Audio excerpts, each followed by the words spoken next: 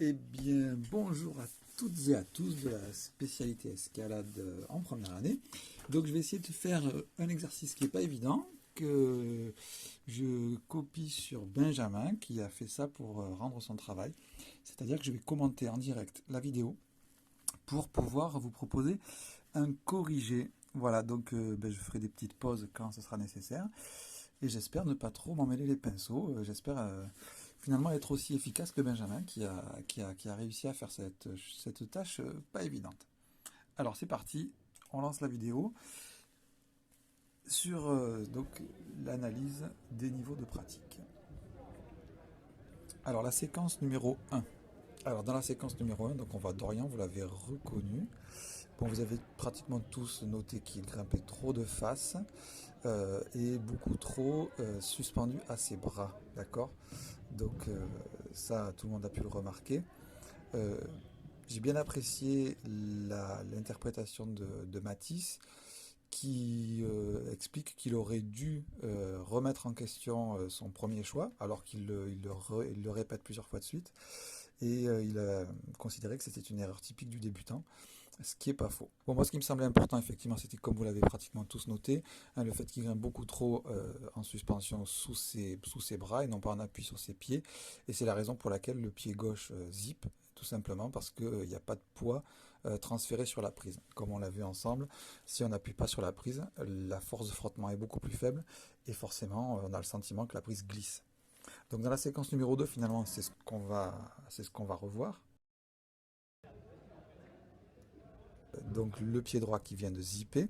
Alors là, certains m'ont dit, il zip parce que le pied est mal placé. Non, le pied n'est pas mal placé, il était très très bien placé sur la pointe. Simplement, le poids du corps n'est pas sur le pied. Et c'est la raison pour laquelle ça glisse, tout simplement. Donc on peut très bien avoir le pied mal placé, mais glisser quand même, parce que tout simplement la tension dans les bras est trop grande, et parce que le bassin n'est pas correctement situé. Donc il aurait pu transférer son bassin légèrement vers la droite pour augmenter la force de frottement du chausson sur la prise. Séquence numéro 3. Alors dans la séquence numéro 3, donc Maxime, là, on a vu, il vient de faire un mouvement dynamique et il a les pieds qui ont lâché. Donc là, personne n'a fait l'interprétation qui me semble être la plus importante, c'est-à-dire l'absence de gainage. En fait, si Maxime ne gaine pas, bien tout simplement, il n'y a pas de liaison entre le pied et la main, le corps est mou, et donc il n'y a pas de pression sur la prise de pied. Voilà, donc ça consiste bien sûr à pousser sur les pieds, donc avec les jambes, mais cette action, elle ne peut se faire que s'il y a un véritable gainage qui fait que le corps transmet l'énergie d'une prise à l'autre. Donc c'est ce qu'on va retrouver en fait euh, dans la suite de sa grimpe. Donc là, encore une fois, hop, là, il va y avoir un manque de gainage et une chute. Ce qu'on peut rajouter, hein, c'est ce que je reviens un tout petit peu en arrière, ce qu'on peut rajouter, c'est qu'il fait un mouvement à l'amble, très peu parmi vous l'ont remarqué. Voilà, main droite, pied droit. Donc en plus de manquer de gainage, forcément, il a un mouvement de porte vers la droite qu'il a du mal à contrôler. Alors on aurait pu, hein, certains l'ont dit, lui proposer de se mettre en quart externe pied gauche. Il aurait autant d'amplitude finalement pour aller chercher la main gauche et il n'aurait pas ce mouvement de porte, donc ça serait plus facile. En plus en quart externe en dévers, ça permet de s'enrouler autour du bras et d'être moins en traction. Là on voit le bras qui est plié à 90 degrés, on peut difficilement l'éviter, mais en fait si on se met en quart externe, le corps s'enroule au niveau de l'épaule contre le bras et ça permet quand même d'augmenter la masse musculaire qui intervient dans le mouvement. Donc pour l'instant, tout ce qu'on vient de voir, hein, ce sont des erreurs typiques du débutant, même si on n'a pas face à nous des grimpeurs débutants. Donc ces erreurs, ce sont grimper trop de face, ne pas mettre suffisamment de poids sur les pieds, ne pas transférer le bassin sur la prise de pied et donc risquer de zipper.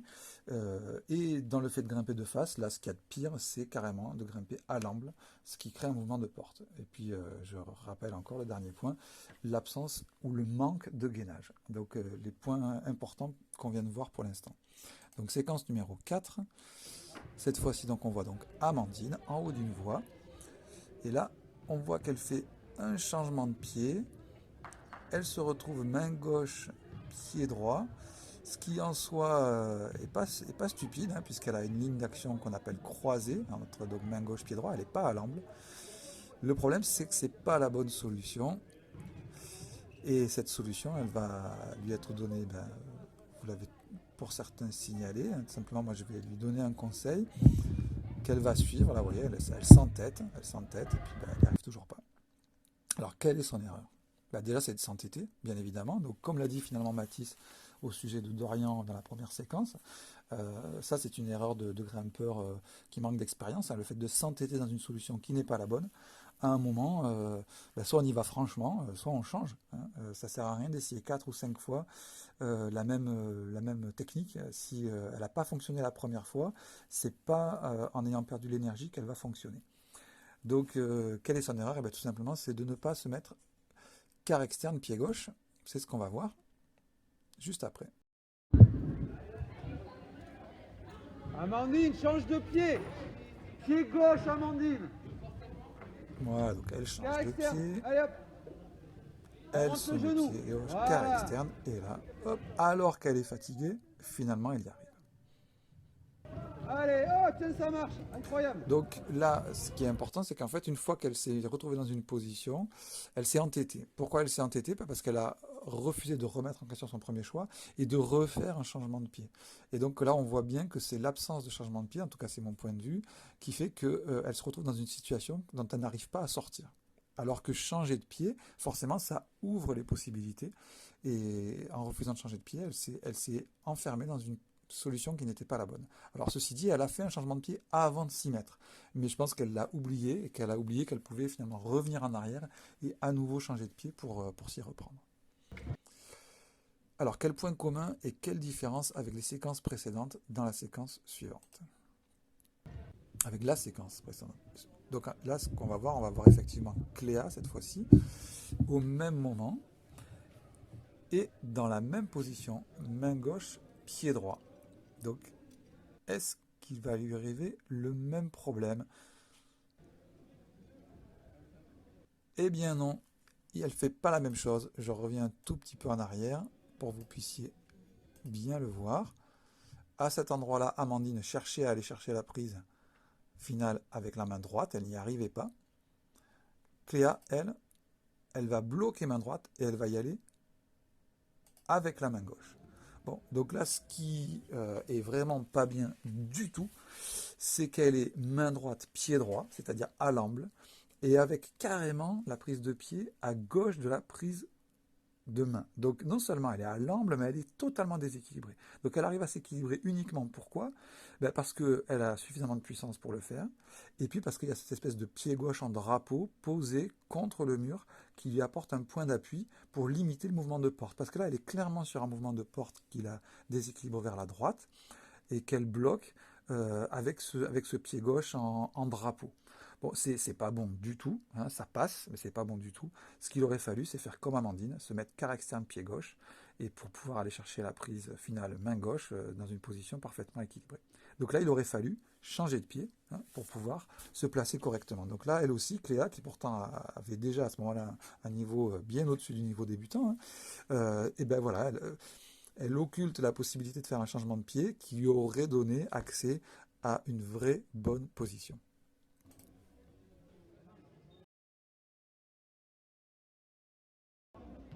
Alors là, on voit un grimpeur. Donc là, euh, vous avez tous trouvé le problème, puisque dans la partie au ralenti, je vous ai rajouté des petites flèches pour vraiment bien visualiser ce qu'il faisait.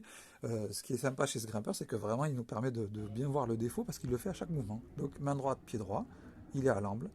Ensuite, main gauche, pied gauche, à l'amble avec un mouvement de porte hyper visible, hein, qu'il récupère, mais enfin ça lui demande de l'énergie. Encore à l'amble, pied droit, main droite, donc de nouveau un mouvement très rapide de porte. Et là, même là, c'est extraordinaire, et il arrive encore une fois à se mettre à l'amble, main gauche, pied gauche. Donc il enchaîne les mouvements à l'amble, ce qui, bien évidemment, n'est absolument pas positif. Donc il aurait pu se mettre quart externe à chaque fois, et si c'était mis à quart externe à chaque fois, on aurait assisté à ce qu'on a décrit en cours comme étant un mouvement de danseuse. Attention, c'est pas un terme que vous pouvez employer comme ça sans l'expliquer, parce que c'est pas un terme usuel dans le monde de l'escalade. Ce que j'appelle moi un mouvement de danseuse, c'est comme un cycliste en danseuse, hein, qui est tout le temps en déséquilibre, et un déséquilibre maîtrisé qui va de la droite vers la gauche. Voilà, quand on enchaîne des mouvements en quart externe, ben, ça reproduit un petit peu ce mouvement de danseuse d'un cycliste, et non pas le mouvement d'une danseuse, ce qui n'est pas du tout la même chose. Donc on en arrive à la séquence suivante, où là on va voir notre premier jeté. Donc là on a le grimpeur qui se rend compte qu'il n'est pas en mesure d'aller chercher la prise. Il se groupe, et ça va être parti pour un jeté. Donc là, on va se le refaire au ralenti. Il regarde vers le bas. Qu'est-ce qu'il regarde d'ailleurs, tiens? Moi, je pense que ce qu'il regarde, c'est la dégaine. Il se demande si effectivement il est bien au niveau de la dégaine. Et je pense que c'est ça qui le préoccupe en premier, c'est-à-dire la chute. Il se lance, mais on voit bien que dès qu'il se rend compte qu'il n'aura pas la prise, ce qui le préoccupe, c'est la chute. Il regarde tout de suite vers le bas, et qu'est-ce qu'il fait? Il attrape la dégaine. Donc là, on voit vraiment qu'il y a un aspect affectif. Ce grimpeur, il se lance dans un jeté sans vraiment y croire.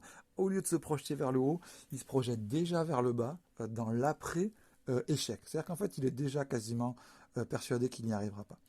L'autre erreur, c'est une erreur technique. Et là, encore une fois, je remercie Mathis de l'avoir remarqué, parce que moi, je n'y avais pas prêté attention. C'est qu'en fait, il fait son jeté en restant de face. Et donc, il est gêné par son genou, qui, en fait, l'empêche de se rapprocher du mur. S'il avait rentré son genou en quart externe, il serait beaucoup plus proche du mur, et donc il aurait pu facilement, beaucoup plus facilement atteindre la prise. Donc dans la séquence suivante, c'est le même grimpeur, et même problème. Effectivement, même problème, parce qu'en fait, c'est un grimpeur qui, au moins ce jour-là, en tout cas, n'avait pas beaucoup de motivation, et n'avait pas beaucoup de combativité. Donc, bon, là, il y a un problème de gainage, encore une fois, hein, exactement comme Maxime au même moment. Là, ici, c'est très bien, quart externe, ce que n'a pas fait Maxime dans la séquence, on l'avait observé. Et là, hop, une chute sans aucune combativité. Donc là, je pense qu'encore une fois, on a un petit problème affectif, c'est le grimpeur qui ne croit pas trop. Là, il a tenu la prise cette fois-ci, mais encore une fois, il est avant tout, finalement, concentré sur la chute. On voit que c'est quelqu'un qui, ce jour-là en tout cas, n'a pas de combativité. Il n'est pas orienté vers le haut. Il est déjà dans le fait de préparer sa chute au moment où il attrape la prise. Là, on voit l'aspect affectif qui rentre en ligne de compte dans le grimpeur débrouillé ou confirmé. C'est-à-dire qu'à ce niveau-là, on n'a pas toujours la capacité à gérer ses émotions, sachant que les émotions, c'est pas que la peur, c'est aussi la motivation, c'est aussi la combativité. Voilà, gérer sa combativité, savoir aller jusqu'au bout, c'est quelque chose qui s'apprend, hein, et qui s'acquiert au fur et à mesure. Donc on en arrive à la séquence numéro 8, où là on a deux grimpeurs qui grimpent la même voie et de façon différente. Donc là en général vous avez tous bien pu distinguer le fait que le garçon à droite grimpait essentiellement de face, alors que la fille à gauche grimpait beaucoup plus de profil. Donc là ils vont arriver bientôt dans la même position, voilà. Et c'est à partir de là surtout qu'on va voir la différence, même si déjà auparavant, il y avait un petit peu une différence de style. Petite remarque, encore une fois, je me réfère à Mathis qui a fait un très très bon travail sur cette vidéo. C'est-à-dire qu'il a remarqué que le grimpeur est en moulinette alors que la grimpeuse est en tête. Ce qui effectivement peut expliquer le fait que le grimpeur grimpe beaucoup plus vite. C'est-à-dire que forcément, il ne se pose pas de questions parce qu'il n'a absolument aucune appréhension de la chute. Bon, mais moi, de mon point de vue, c'est pas pour la même raison. C'est-à-dire qu'on va voir donc le premier grimpeur, on va le voir tout de suite, qui lui passe de face. Voilà, deux placements de face. Alors que notre grimpeuse, elle, ben, une fois qu'elle a senti qu'elle n'y arriverait pas de face, parce que c'est dans cette position qu'elle s'était placée initialement, ben, elle y va de profil, en quart externe. Ce qui lui impose un premier changement de pied, un deuxième changement de pied en adhérence, un troisième changement de pied pour se remettre en quart externe. Donc, qu'est-ce qu'on constate? On constate en fait que la fille grimpe de façon beaucoup plus technique.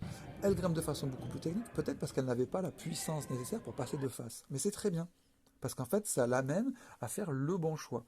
Le grimpeur, lui, est passé de face, mais c'est uniquement parce qu'il a eu la force et peut-être la confiance, grâce à la moulinette, pour le faire. Mais il aurait été mieux pour lui aussi de se placer en quart externe. C'est-à-dire que là, il a un niveau qui lui permet de faire la voix sans utiliser la bonne technique, mais dans un niveau de voix plus élevé, eh bien, il serait bloqué. Et effectivement, la grimpeuse à gauche, en fait, a un meilleur niveau que le grimpeur de droite. Séquence 9, Vincent, il y a 3 ans, donc Vincent qui a beaucoup progressé depuis. Là, vous avez tous remarqué qu'il grimpait tout le temps de face, hein. Beaucoup à la force des bras. Et que à l'opposé, par contre, Ben grimpait de façon beaucoup plus fluide et de façon beaucoup plus dynamique.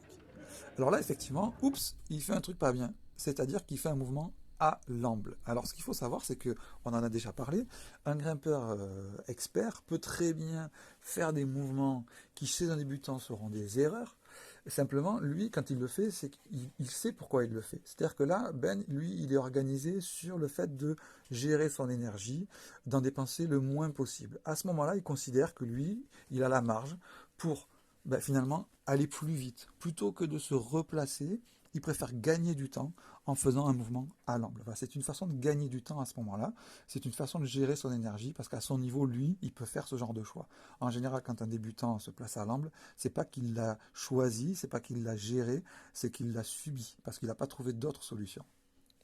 Donc ça, c'est une des difficultés de l'analyse de l'escalade, c'est qu'on peut très bien voir, hein, je me répète, un grimpeur de bon niveau faire un mouvement qui pourrait sembler être un mouvement de débutant. Simplement, lui, quand il le fait, en général, c'est qu'il a une très bonne raison de le faire. Alors, on retourne sur Vincent, totalement de face, et beaucoup plus hésitant dans sa grimpe. Et puis, quelque chose que vous n'avez pas signalé, et ça c'est quand même vraiment étonnant, c'est le mauvais placement de pied. On voit bien sur son pied droit qu'il n'a pas le pied posé sur la pointe. Là, c'est un petit peu mieux, enfin c'est pas extraordinaire, et on verra par la suite à quel point le pied est vraiment mal placé. Alors la Ben, lui, très très bonne carré externe, ce qui permet de faire un mouvement de grande amplitude, et donc de faire une escalade dynamique, c'est-à-dire ce qu'on appelle un déséquilibre maîtrisé. Voilà, il grimpe de façon dynamique, ça peut donner l'impression d'un déséquilibre, mais c'est parfaitement maîtrisé, il sait ce qu'il fait, et il le fait pour pouvoir gagner du temps et gagner de l'énergie. Vincent, lui, continue de face, regardez le pied droit comme il est mal placé, carrément comme un débutant qui grimperait en basket. On voit que ses choix sont pas très bons parce que ça lui impose des changements de main. Le pied droit, encore une fois, très très mal placé. Un mouvement à l'amble. Pied droit, main droite, qui a entraîné un léger mouvement de porte. En fait, on a pu le voir parce que le pied, la jambe s'est mis en drapeau, en fait, involontairement. Mais ça a été donc instinctivement une façon de se rééquilibrer. Mais là, on voit que 3 fois d'affilée, son pied droit est extrêmement mal placé. Là, on croirait carrément un débutant qui grimpe en basket. On voit très très bien là comment la prise de pied est positionnée pour être dans l'axe du tibia. C'est ce qu'on avait dessiné sur le tableau et c'est ce qui permet de comprendre pourquoi un débutant en basket se place comme ça. Mais là, c'est plus compréhensible, enfin, c'est plus acceptable, on va dire, maintenant qu'il a des chaussons.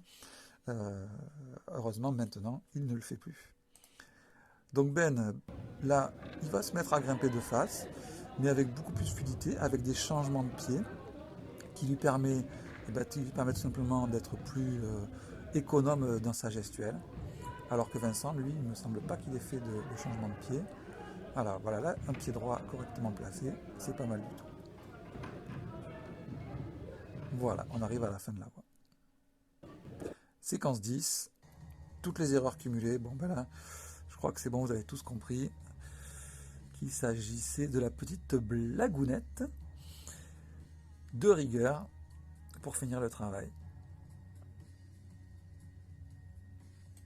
Donc au final, écoutez, c'est vrai que c'était pas du tout évident ce travail parce qu'il y avait beaucoup de choses à voir et puis beaucoup de choses finalement qu'on peut peut-être plus facilement percevoir quand on a déjà étudié ce que c'était qu'un grimpeur débrouillé ou un grimpeur expérimenté, alors qu'on avait vu ensemble essentiellement les erreurs du débutant.